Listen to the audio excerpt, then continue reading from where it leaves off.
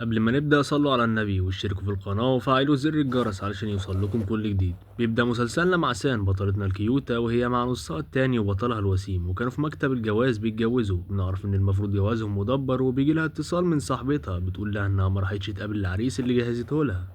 فاستغربت بطلتنا وقالت لها ما هو معايا اهو اتجوزنا خلاص. وبيكون بطلنا سامع المكالمة وبيضحك كأنه بيقول لها انت اصلا غلطتي في العريس. وقالت لها صاحبتها ان العريس لسه مستنيكي في الكافيه، واتهمتها انها اتجننت لان مش معنى ان مامتها بتضغط عليها انها تتجوز فتروح تتجوز اي حد وخلاص. وهي نفسها بتكون هتتجنن، وامال انا اتجوزت مين؟ وفضلت محرجة منه جدا وجرت وسابته. اما هو فامر المساعد ان هو يبلغ الجدة ان هو خلاص لقى نصه التاني. فاستغرب المساعد يا ترى مين الهيرو وومن دي اللي دوبت قلبه البارد. وبتجري هي بسرعة لأنها متأخرة على مقابلة شغل، بس بتلاقي طابور طويل عريض على الأسانسير، فكانت هتركب الأسانسير الفاضي فقالوا لها إن ده بيخص رئيس الشركة. وهنا بيوصل رئيس الشركة فبتصدم لأن هو نفس الشخص اللي هي اتجوزته من حبة صغيرين، وجا هو شدها من وسط الزحمة وركبها معاه. وطبعا الكل كان مصدوم من اللي هو عمله، سواء الموظفين او هي نفسها. وقالت له انها هنا لمقابلة الشغل وبتقابل بقى واحدة غلاوية حبتين، واللي المفروض انها بتكون بنت عمها والطبيعي انها تشغلها شغلانة عليها القيمة، بس لا دي شغلتها عاملة نظافة او مرمطونة بمعنى صح. وتنزحت عليها انها عندها واسطة وبقت في منصب كبير بسبب اتصالات باباها، وانها كمان بتخطط لانها تتجوز رئيس الشركة. والتانية بقى بتبص لها باستهتار وبتقول لها ده في الأحلام بس في سرها طبعا. وبتبدأ سن شغل المرمطة تجيب لده قهوة وتصور لده ورق. وأول ما العربة ما شافت شين خبطت سان على سنها توقع القهوة عليه، بس هي ضحت وكبتها على نفسها. فالكل قال دي خلاص راحت في خبر كان. والعربة هتك تهزيق فيها، يعني أنا جاملتك وساعدتك وشغلتك علشان انت محتاجة للفلوس وانت بكده بتردي لي الجميل. واعتذرت لشين وقالت له انها ترفدها فورا، لكن المفاجأة ان هو لبسها الجاكيت بتاعه والكل بقى مصدوم. والعربة نفسها هتطق من الغيظ وسألها ساكتة ليه على الإهانة دي. والموظفين لما بيشوفوا اهتمامه بيها بيروحوا لها وبيساعدوها وبياخدوه هو بياخدها على مكتبه. وقال لها ليه ما جيتليش على طول؟ فقالت له ده انا يا دوب بواب على قد حالي وانت رئيس الشركة قد الدنيا. وإيش جاب لجاب، فقرر يعينها عاملة شخصية ليه هو وبس. وملت عليه كده ببراءة كده سألته وانا عجبتك ولا ايه؟ واكيد انت حبيتني في القانا الاول. فصدمها بان ده ما كانش اول لقاء بينهم. وبروح له بقى وهو كان بيتكلم مع الجدة اللي كانت مصرة ان هو يتجوز العروسة اللي هي اختارتها له، واللي هي بتكون هي نفسها سام. بس هو ما كانش يعرف انها تقصدها هي، وقال لها كده يا خدعاتك وخليتك تحبيها، وان هو خلاص اتجوز ومش هيغير عروسته ابدا. وبنعرف بقى الطريقة اللي سنة عرفت بيها الجدة، وهي إنها شافت الجدة كانت في الماركت وعاوزة تشتري جزر بس ما لقيتش. وبعدها سان شافتها من بعيد وهي واقفة قرب الباسكت، فصعبت عليها جدا وتوقعتها فقيرة وإنها محتاجة. وعرضت عليها إنها تجيب لها الجزر بنفسها لغاية بيتها، بس أول ما بتوصل لبيتها بتتصدم وبتتفاجئ من القصر اللي هي عايشة فيه.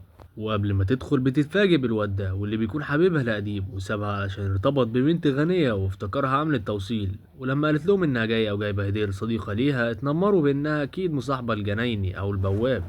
ووروا بقى المساعد الهدايا الكتير والغالية اللي جايبينها للرئيس شين، بس هو بلغهم ان هو بيرفض مقابلة اي حد، على عكس سان اللي الجدة كانت مستنياها بنفسها. فغزتهم بقى هي وطلعت لهم لسانها، والجدة فرحت بهديتها جدا. وفي المقابل قدمت لها هدايا كتير، جزم وشنط ومجوهرات، بس هي لما بتلاقي الأسعار غالية بترفض إنها تاخد أي حاجة. فزعلت الجدة وقالت لها خلاص هديتك هتكون إني هديكي حفيدي تتجوزيه. فحست إنها مجنونة شويتين وقالت لها لا لا خلاص أنا هاخد الخاتم الصغير ده. وتوقعته إن هو كده هيكون رخيص، وما تعرفش إن هو أهم حاجة فيهم كلهم، لأنه بيكون ورث العيلة وهيكون خاتم جواز حفيدها بس. الجدة سابتها تاخده لأنها قررت إنها تجوزها له. وفي الشركة واني بتكون عاملة نفسها خلاص بقت مرات الرئيس، وإن الجدة بتحبها وبتعتبرها من العيلة. وأمر وساني إنها تبعد عن الرئيس لأنها مش مناسبة ليه، وإن واني هي اللي هتتجوزه وأول حاجة هتعملها إنها تطردها فورا. فقالت لها وريني تقدري تعملي لي إيه. ووريت لهم واني الخاتم ورث عيلة شين، وكذبت بإن الجدة هي اللي هتطولها بنفسها. فاستغربته سال لأنه بيشبه الخاتم اللي معاها. وهي كمان ورت لهم الخاتم وقالت لهم ان الجدة هي اللي عطته. فقالت واحدة فيهم ان الخاتم الاصلي عليه ختم من جوه، بس لما بيلاقوا خاتم واني مش عليه اي ختام بيرجعوا عن كلامهم ولا كأنهم قالوا اي حاجة. وكذبوا سام بانها مستحيل تكون بتعرف الجدة ومستحيل تقدر تتنافس مع واني لانها مجرد عاملة نظافة، ومش هيدوها خاتم قيمته 100 مليون. فبتتصدم سام من سعره وافتكرت نفسها بانها اصلا كانت مختاراه لانها اعتقدت ان هو رخيص بس طلع غالي جدا. قررت انها لازم ترجعه للجدة، ولما كانت ماشية مسكتها واحدة فيهم وقالت لها عاوزة تهربي بعد ما اكتشفنا تزويرك. وقرروا ان هما لازم يطردوها لانها بتنشر اشاعات كاذبة عن الرئيس. بس فجأة بيظهر شين وبيصرخ فيهم، فقالت له الموظفة ان سام بتكذب وبتنشر الاشاعات الكذب وانها مستعدة تراهن بوظيفتها على كذبها. فأكد شين إن سام مش بتكذب وبالتالي هي المفروض تترفد من الشغل، فحاولت إنها تستنجد بواني إنها تنقذها بس الواطية اتخلت عنها وقالت لها معرفكيش، وصمم شين إن هو يطردها. فقالت له الموظفة لو هتطردني يبقى تطرد سوسان معايا، لا وتسلمها للشرطة كمان لأنها زورت خاتم العيلة وادعت إن الجدة هي اللي عطتهولها، وإن الخاتم الحقيقي مع واني ووريتهوله وهي لابساه. فتوتر شين واعتقد إن واني هي العروسة اللي اختارتها له جدته، وبتوتره ده واني قررت إنها تصر إن الجدة هي اللي اديتهولها وبالتالي محدش هيعرف إنها بتكذب. لكن سان اتدخلت وكذبتها وقالت لها ان الخاتم الحقيقي معايا انا وانها مستعده تروح معاها للجده شخصيا ويسالوها، فرفضت واني بحجه ان الجده مش فاضيه تقابل عامله زيها، وكانت مطمنه لان الجده بقالها اكتر من 10 سنين ما جاتش الشركه، لكن لسوء حظها بتتفاجئ بجده اللي وصلت على غفله، ولانها ما تعرفهاش كلمتها بعجرفه وامرتها انها ما تتدخلش في اللي ملهاش فيه. ففهم شين انها ما شافتهاش قبل كده، وواجهتها سان ازاي الجده ادت لها الخاتم وانها ازاي هي ما تعرفتش عليها، فبتتحرج واني وبتتضايق جدا وبتسيبهم وبتمشي. اما شين فبيقرب سام منه وبيعترف للجدة ان البنت اللي هو بيحبها ومش هيتجوز البنت التانية اللي هي اختارتها له. ففاجئته الجدة وفضلت تضحك بانها هي نفس العروسة اللي هي اختارتها له، وقالت لهم يلا نجهز لجوازكم. وحاولت سان انها ترجع على الخاتم لانه غالي، فرفضت تاخده وقالت لها خدي حفيدي كمان بالمرة، ولبسها بقى هو الخاتم وهو فرحان، وقال لها حافظي عليه وعليا. وبعد كده بيعزمها على الغدا في مكان غالي، ولما كان في الحمام شافتها زميلتها في الجامعة واتنمروا عليها انها ازاي موجودة في مكان غالي زي ده. عرفتها بالشخص اللي معاها ان هو رئيس شين، وفضلوا يتنمروا هما الاتنين، بس شين بيرجع وبيعلمهم الادب وبيضرب الواد اللي معاها، فصرخوا في الامن وامروهم ان هما يطردوهم لبره. فدفعت عنه سان وقالت له ما تخافش انا هحميك، واللي حصل ان الامن ضربوهم هما وطردوهم من المكان، وقرروا ان هما يسلموهم لرجال الشرطة لانه بينتحر شخصية الرئيس شين. فوقعت البنت على الارض وفضلت تندب حظها لانه خدعها، وسام بقى فضلت تصرخ فيها واخدت حقها منها، وان ازاي شين هيبصلك انت يا مصديه يا ابره مصديه على الكم مرميه مخيطتش بيك الجلابيه. كل ده وهو بيكون بيضحك وفرحان بيها، وبعدها بيتصور معاها وبينشر على النت خبر جوازه منها. وبيفتكر شين لما قال لها انه قابلها مره زمان، والمره دي لما كان صغير وحاول الاطفال يتنمروا عليه، لكن هي دفعت عنه من وقتها وهو وقع في حبها. وبعد كام يوم بتاخده سان معاها لحفله تجمع زمايلها في الكليه، وقابلتها زميلتها وقالت لها ان حبيبك اللي سابك موجود وهيقدم هديه كبيره لحبيبته الجديده، وتوقعت ان حبيبها الجديد مع انه وسيم بس اكيد مش هيقدر ينافسه، فبيستأذن شين ان هو هيعمل حاجه مهمه وهيرجع لها بسرعه. ولما تكون هي مع اصحابها بتنمر حبيبها القديم بانها مهما عملت وحاولت تطارده فاكيد مش هيرجع لها تاني، بس هي استهترت بكلامه وهزقته وهزقت خطيبته، وهو علشان يصالح خطيبته جاب لها اسوره غاليه جدا، وبتكون هي دي الهديه الكبيره اللي هو كان مجهزها لها.